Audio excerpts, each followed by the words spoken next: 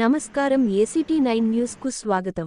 పెద్దపల్లి జిల్లా మందని పట్టణంలోని వ్యవసాయ మార్కెట్ యార్డులో ఆరబోసిన వరి ధాన్యం శుక్రవారం కురిసిన అకాల వర్షానికి తడిసి ముద్దయింది. తడిసిన ధాన్యాన్ని సైతం ఎటువంటి కోతలు విధించకుండా కనీస మద్దతు ధరకు కొనుగోలు చేయాలని రైతులు ప్రభుత్వాన్ని కోరారు. పూర్తిగా నష్టపోయిన రైతులకు నష్టపరిహారం చెల్లించాలని వేడుకున్నారు. వెంటనే ధాన్యం తూకం వేయాలని అధికారులను కోరారు.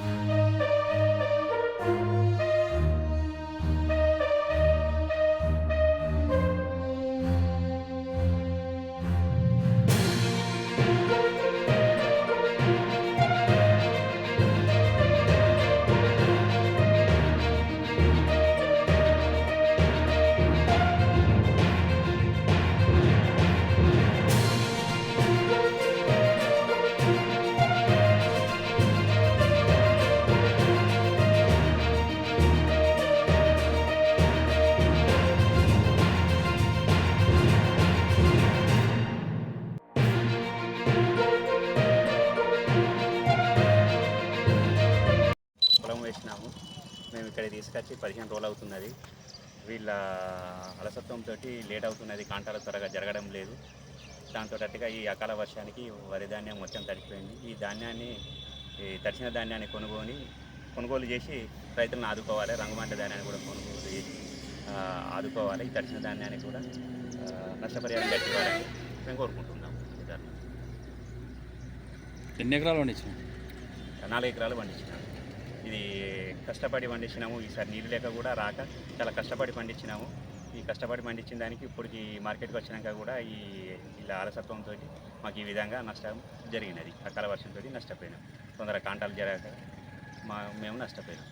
ఎంత నష్టపోయినాం?